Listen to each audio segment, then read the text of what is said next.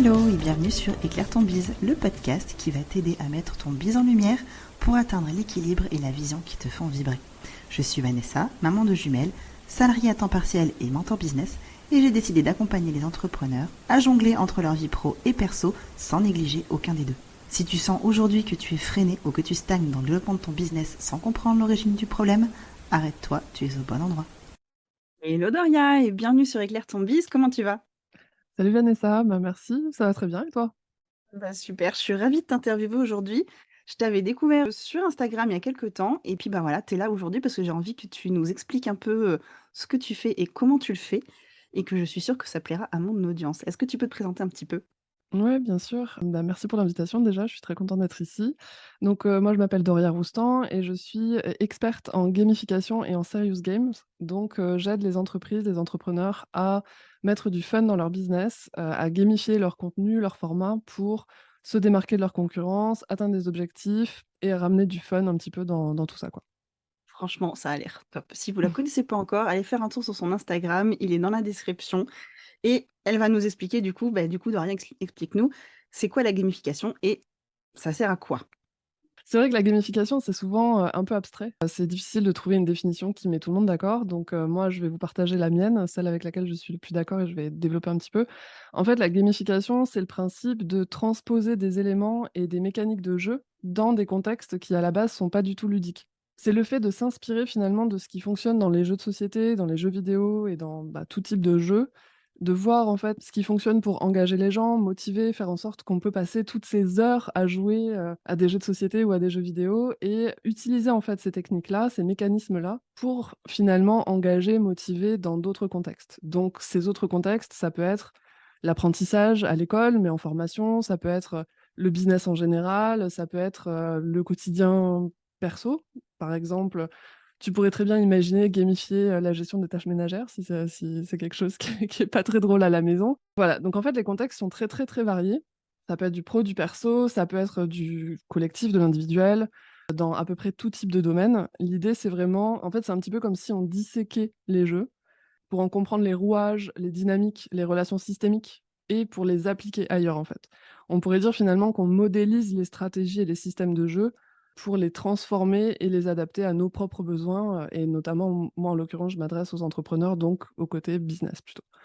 On peut gamifier plein de choses dans son business, on peut gamifier, par exemple, sa communication sur Insta, sur son site internet, sa newsletter, sa chaîne YouTube, son podcast. On peut aussi gamifier ses offres, ses formations, ses accompagnements. Finalement, j'ai envie de dire l'imagination est la seule limite à ce qu'on peut faire avec la gamification.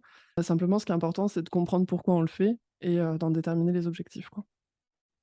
Alors là, le problème de justement de l'imagination, c'est que quand tu arrives face à une page blanche, ben, des fois, tu as le syndrome de la page blanche et pour tout ce que tu as à créer dans ton business et je parle vraiment pour ça de tout parce que quand tu me démarres de zéro dans ton activité, tu as tout à faire. Tu as le client idéal, tes offres, ton pourquoi, ta vision et cetera. Enfin, c'est un canevas blanc et c'est très compliqué et du coup, est-ce que tu aurais un ou 2 exemples concrets pour nous expliquer ce qu'on peut gamifier en business? Prendre des exemples, déjà de gamification que j'ai fait pour moi, puis après je te parlerai, plus rapidement d'exemples que j'ai fait pour mes clients et clientes. Donc en fait, la gamification, pour compléter la réponse à la première question, ça peut servir à plein de choses et c'est en fait au service d'objectifs qu'on va définir en amont. Par exemple, une gamification, ça peut servir à rendre quelque chose qui n'est pas ludique, ludique, à générer plus de plaisir, à créer des expériences originales et mémorables, à générer plus de motivation, d'engagement et à se démarquer. En fait, ton objectif concret derrière, ça peut être par exemple, je veux promouvoir une offre, je veux promouvoir un contenu gratuit, je veux générer des ventes, fidéliser la clientèle, augmenter son audience, déclencher des rendez-vous découvertes. En fait, tous tes objectifs finalement qui sont des objectifs commerciaux ou marketing, ça peut être des objectifs qui sont aussi les objectifs de la gamification. Parce que la gamification, c'est un outil qui va venir en soutien et qu'on va pouvoir utiliser finalement pour atteindre ces objectifs-là. Mais c'est pas une finalité en soi. Et de la même manière, là, parfois, il y a un petit peu de confusion aussi. La gamification, c'est pas nécessairement un jeu à proprement parler, où tu as vraiment des règles très précises, où tu vas commencer à jouer puis finir le jeu. C'est pas forcément ça. Ça peut être ça. On peut très bien faire, un jeu concours, une enquête et cetera et là, on a vraiment une gamification sous forme de jeu, mais ça peut être aussi beaucoup plus subtil avec, finalement, des touches de mécanique, donc des barres de progression, des niveaux, des récompenses, des badges et cetera, où là, on n'aura pas forcément de jeu à proprement parler. Et du coup, comme exemple concret, bah, je vais te parler de mon enquête #0 qui est, du coup sur mon compte Insta. Donc, les personnes qui nous écoutent et qui l'ont pas faite, vous pouvez la trouver dans les stories à la une de mon compte Instagram, doria.enjoué. Vanessa l'a réussi avec brio. Donc en fait, typiquement cette enquête, je l'ai lancée avec des objectifs très précis en tête, que je vais te donner, comme ça tu auras vraiment les backstage de de cette gamification-là. L'enquête zéro, c'est le seul moyen de récupérer un de mes freebies, qui est donc une trame pour justement créer sa propre enquête Instagram, et il y avait 4 objectifs principaux derrière ça. Le premier, c'était d'inciter les personnes à aller, découvrir mes autres stories à la une, pour qu'elles puissent découvrir qui je suis, voir un petit peu ma bio, mon parcours, de game designer et cetera, et découvrir mes services. Donc ça, c'était le 1er objectif. Deuxième objectif, c'était de promouvoir l'épisode 0 de mon podcast, pour potentiellement leur donner envie, de s'abonner.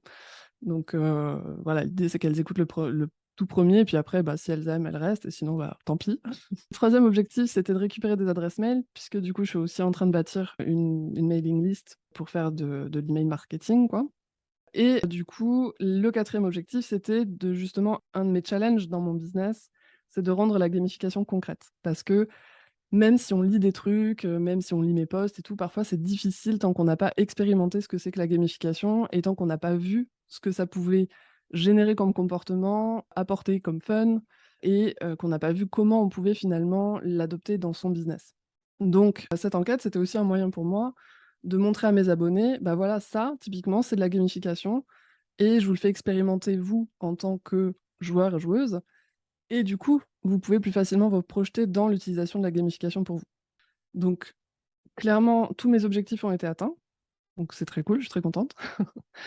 J'ai effectivement, mes écoutes de mon podcast zéro et du coup des 2 suivants, donc je suis au démarrage de mon podcast, donc la différence est assez notable, du coup, vu que je suis en lancement. Donc j'ai augmenté mes écoutes, j'ai augmenté ma mailing list, et j'ai aussi, eu des personnes qui sont venues me dire en MP: «Ah mais ça y est, je comprends ce que tu veux dire, c'est génial, machin, j'ai envie de faire la même chose». Ce qui était clairement un de mes objectifs, parce que du coup, le fait de vouloir faire la même chose, ça peut aussi ouvrir potentiellement à des rendez-vous découvertes, et après derrière des prestations, quoi. Donc ça, c'était les objectifs principaux qui ont été posés, que j'ai posés au début et qui ont été atteints. Mais j'ai aussi eu des objectifs secondaires finalement qui ont été, atteints, bonus on va dire. Par exemple, le trafic de mon site a vachement augmenté parce qu'il y a des gens qui, malgré le fait que j'ai précisé dans les règles qu'il y aurait rien comme info, sur mon site, enfin, j'ai dit qu'en fait les personnes pourraient tout trouver sur Insta, en tout cas les endroits au début à la base, et je ne vous en veux pas si vous êtes allés sur mon site, au contraire c'était super pour mon SEO. Mais du coup, voilà, mon trafic a beaucoup augmenté parce que les gens sont allés chercher de l'info sur mon site, et j'ai aussi déclenché, du coup, 5 ou 6 rendez-vous découvertes à l'issue de cette enquête, parce que justement, les personnes qui me suivaient déjà depuis quelque temps ont enfin pu se projeter dans quelque chose de beaucoup plus concret, quoi. Donc voilà, par exemple, pour cette enquête-là, c'est une enquête qui tourne toujours, enfin qui est en permanence sur mon compte, et clairement, je vais en faire d'autres avec d'autres objectifs derrière, qui, donc voilà, ça dépendra un petit peu de mes objectifs à ce moment-là. Ça, c'est un de mes exemples très concrets pour de la gamification sur Instagram, par exemple.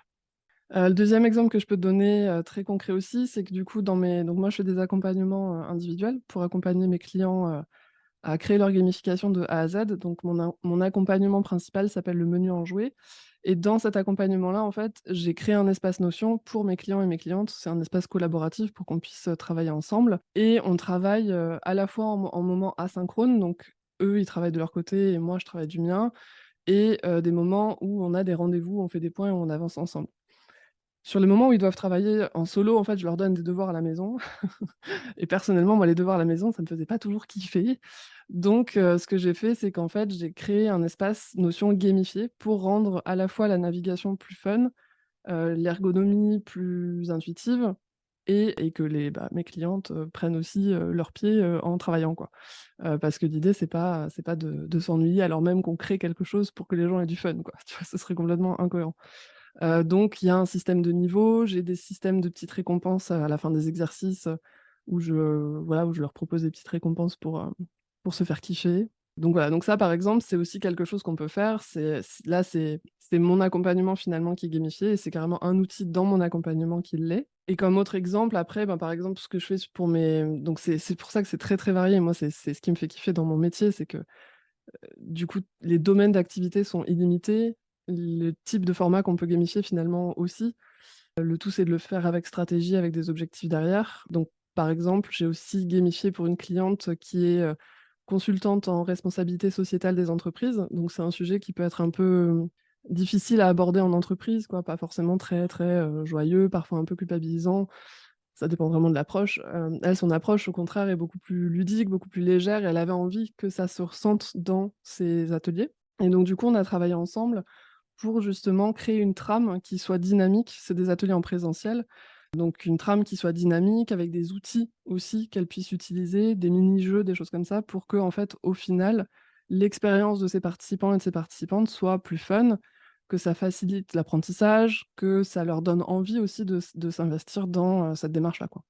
Voilà, après comme d'autres exemples, bah, là, je suis en train d'accompagner une cliente qui est naturopathe à gamifier ses packs d'accompagnement, par exemple, parce que, bah, la naturopathie, comme beaucoup d'activités qui sont autour du développement personnel, de la transformation individuelle, de la prise de nouvelles habitudes, c'est pas forcément toujours hyper confortable et voilà, c'est, dur à mettre en place et tout. Donc là, justement, l'idée, c'est de faciliter le ch la prise de nouvelles habitudes, d'encourager aussi ses clients et ses clientes à faire cette transformation, mais pas en mode, je vais souffrir pour être heureux ou je vais être souffrir pour être bien dans ma peau, mais au contraire, genre, ben, je vais prendre mon pied et en plus, je vais aller mieux derrière, quoi. Et du coup, alors imaginons, bon, je suis sûre qu'à ce stade, tout le monde a bu tes paroles et qu'on a tous trouvé ça très intéressant, parce que je suis sûre que, enfin, en tout cas, c'est mon cas. Et du coup, je me demande, est-ce que tu pourrais donner, pour l'audience et pour moi, un espèce de plan d'action et des questions qu'on peut se poser avant de se dire: «OK, qu'est-ce que je gamifie et comment je le gamifie?» Yes, donc je vous ai préparé un petit plan d'action en 12 étapes. Alors 12, ça peut paraître beaucoup, mais c'est pas forcément des grosses étapes. C'est juste que je préfère, moi, découper en plein de petites étapes pour y aller progressivement, plutôt que d'avoir vraiment des grosses séquences. Donc, je vais vous les donner avec une ou 2 questions à chaque fois à se poser.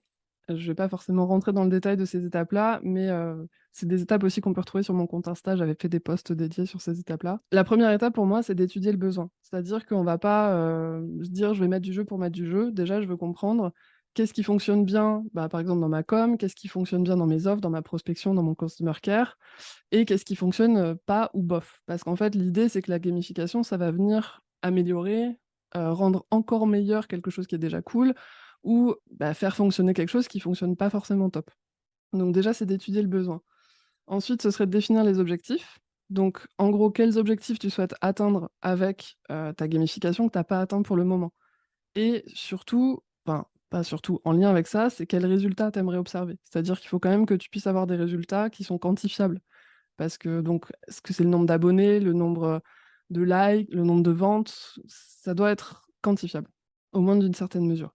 Ensuite donc ça, c'est tes objectifs à toi, mais ensuite, il faut aussi définir les objectifs de ton public. Parce que la gamification et ça, c'est vrai que je fais beaucoup de pédagogie là-dessus, la gamification, il y a un dark side, ce serait de tomber dans le truc de: «Moi, j'ai des objectifs commerciaux et marketing et du coup, je vais forcer ou manipuler les gens à faire quelque chose». Moi, clairement, c'est pas le type de gamification que je fais et que je préconise. Du coup, ce qui est important aussi pour pas glisser là-dedans, c'est de se poser la question: quels sont les objectifs de ton public ou de ton audience? Parce qu'il faut qu'à travers la gamification, ils aient un intérêt, en fait, à faire quelque chose et qu'ils arrivent à atteindre un objectif. Donc, l'objectif, ça peut être juste passer un bon moment, récupérer quelque chose qui est intéressant pour eux, réussir leur transformation, et cetera. Mais en gros, c'est qu'est-ce que ton public va retirer de cette expérience? Ensuite, du coup, une fois que tu as ça, parce que peut-être qu'au départ, tu étais parti sur: «Ouais, tiens, je vais gamifier mon Instagram», mais en fait, en te posant ces premières questions, tu vas te dire: «Ah bah non, en fait, au vu de mes besoins, au vu de mes objectifs, en fait, ce que je vais gamifier, c'est plutôt mon site internet ou ma newsletter». Parce que du coup, tu vas dire: «OK, ben, mon vrai besoin, en fait, il est à tel et tel endroit et du coup, les leviers sur lesquels je peux activer, ça va être à tel et tel endroit». Par exemple, tu vois, quand j'ai fait l'enquête Insta, vu que je voulais récupérer des adresses mail, c'était évident qu'il fallait que j'ai un mécanisme qui, à un moment donné, récupère les adresses mail. Donc du coup, voilà, ça a influencé aussi un petit peu la forme. Donc ensuite, une fois que tu sais où tu vas l'intégrer, là, tu choisis ta forme justement, donc à quoi ça va ressembler? Est-ce que tu veux faire un quiz, une enquête, un système de badge, de niveau? Et en fait, c'est là où tu vas vraiment définir à quoi va ressembler ton mini-jeu ou ta gamification. Ensuite, une fois que tu as ça, bah, tu choisis les contenus que tu veux faire. Donc est-ce que sur ton enquête, par exemple mon enquête Insta, j'ai décidé de la faire qu'en story. Donc en gros, spoiler alert pour ceux qui l'ont pas faite, il y a pas d'indice dans mes posts, pour l'enquête zéro en tout cas. Il y en aura sûrement pour une autre enquête, mais pour celle-là, j'ai décidé que le format et que les contenus, ce serait que des stories, en tout cas sur le premier indice. Donc là, tu vas choisir en gros, quel contenu tu vas utiliser pour lancer en fait ta gamification. Et une fois que tu as cette liste-là, tu as plus qu'à les créer. Donc ça, c'est l'étape 7. Tu crées tous tes contenus et ensuite, étape 8, tu testes. Parce que, la gamification, c'est aussi comme la création de jeux de société ou comme plein d'autres choses, c'est de la stratégie, mais tant que tu l'as pas testé dans la vraie vie et dans les conditions, réelles, tu pas forcément sûr que ça va fonctionner parce que c'est quelque chose aussi qui est systémique. Donc là, l'idée, c'est de le tester. Moi, par exemple, l'enquête, 0, j'ai fait un appel à volontaires, j'ai créé un compte Insta, test et j'ai lancé l'enquête auprès d'une dizaine de personnes pour voir si mes automatisations marchaient, si mes, indices étaient suffisamment clairs, si c'était trop dur, trop facile et une fois que j'ai eu suffisamment de retours, là, du coup, j'ai pu ajuster, donc étape 9. J'ai ajusté, du coup, mes contenus, en fonction, des coquilles que j'avais pas vues, des choses qui étaient pas très, très claires pour faciliter l'expérience et du coup, ensuite, une fois que j'ai ajusté, je suis passée à l'étape 10 qui était de implanter. Donc là, j'ai vraiment lancé la gamification sur mon compte Instagram officiel, avec aussi une com autour et cetera et les 2 dernières étapes, ça c'est post-gamification, c'est, l'étape d'évaluation. Donc c'est de prendre le temps, en fait, de voir quel résultat tu as obtenu. Justement en faisant un pont avec, les indicateurs de réussite que tu as pu établir dans les premières étapes pour voir justement si ça a fonctionné, si ça a fonctionné aussi bien que tu voulais ou pas et du coup, passer à la 12e étape qui est l'itération, c'est-à-dire en fonction des résultats que tu as eus sur cette évaluation, te dire: «OK, bon, bah, là, j'ai eu tel et tel résultat qui sont cool, mais ça pourrait être mieux. Comment est-ce que je peux améliorer l'expérience?» ou «Tiens, ça n'a pas du tout fonctionné, donc en fait, je vais transformer l'expérience». Pour moi, c'est vraiment ces 12 étapes-là, donc ça peut paraître beaucoup comme ça, mais en réalité, pour moi, c'est des petites étapes qui permettent d'avancer, assez sereinement et en gardant en tête tes objectifs, ton public et de proposer vraiment une expérience la plus originale et la plus complète possible. Ça marche, c'est super. Est-ce que tu pourrais nous faire un récap rapide des 12 points, s'il te plaît? Yes. Alors, étape numéro 1, étudier le besoin. Étape numéro 2, définir tes objectifs. Étape numéro 3, définir les objectifs de ton public. Étape numéro 4, identifier ou intégrer la gamification. Étape 5, choisir la forme. Étape 6, choisir les contenus. Étape 7, créer le contenu. Étape 8, tester. Étape 9, ajuster. Étape 10, implanter. Étape 11, évaluer. Et étape 12, itérer. Ouais, c'est Voilà. top, en tout cas, je trouve ça, beaucoup plus clair, même si du coup avec ton freebie, j'étais déjà bien au fait de ce que c'était, mais j'avais vraiment envie de présenter ça à mon audience parce que je suis sûre que ça peut intéresser, beaucoup de mes abonnés et c'est super cool. Est-ce que tu as un autre point à aborder sur le sujet que tu voudrais partager avec nous aujourd'hui? Ce que j'aurais envie de dire à peut-être à ton audience et aux personnes qui oseraient pas, approcher la gamification, c'est que ça peut paraître comme ça très, inaccessible ou, peut-être que j'aurais envie de casser quelques freins à la gamification qui seraient j'entends beaucoup, des personnes me dire qui sont pas très joueurs, qui connaissent pas beaucoup de jeux ou tu vois, qu'ils ont pas forcément l'habitude en fait de jouer et ça pour moi, c'est pas du tout un frein à gamifier son business ou à gamifier quelque chose en fait. C'est sûr que quand on est en contact avec beaucoup de ludiques autour de soi, on est forcément un peu plus imprégné de mécanismes qu'on pourrait modéliser, mais c'est pas parce qu'on n'est pas un fanatique de jeu ou, un expert en forme ludique ou en psychologie ou en sciences comportementales qu'on peut pas gamifier et ce que j'aurais envie d'inciter les personnes à faire, c'est surtout de se lancer, de tenter des trucs, en fait. Même des petits trucs, c'est de pas rester focalisé sur parce que c'est de la gamification, ça doit être quelque chose de très complexe ou de très, recherché tout de suite, en fait. On peut très bien commencer à gamifier des petits trucs, gamifier ses stories, proposer des mini quiz, et ça peut vraiment être au début par petites touches et voilà. Donc j'aurais envie de donner ce conseil-là, de pas se lancer tout de suite dans un projet énorme de gamification. Peut-être qu'avant de gamifier ta formation qui est en 18 modules, avec, 56 slides, tu peux commencer par juste, voilà, gamifier une story, gamifier, faire des petits bouts. Pour pas se lancer dans un projet qui est trop complexe et ça te permet aussi de voir un petit peu, bah, comment ton audience elle réagit, comment toi tu te sens avec ça et petit à petit comme ça d'itérer et de faire de plus en plus grand, quoi. Ça Ce serait mon marche. conseil. Bah, écoute, merci Doria, c'était super intéressant, je suis ravie. Bah, merci à toi pour l'invitation, j'étais ravie aussi de partager ça. Et bah, écoute, on se retrouve bientôt. Je remets à nouveau tous les liens, dans la description de l'épisode. On se retrouve la semaine prochaine pour l'épisode suivant et puis je vous dis à bientôt tout le monde. Ciao Doria. Salut!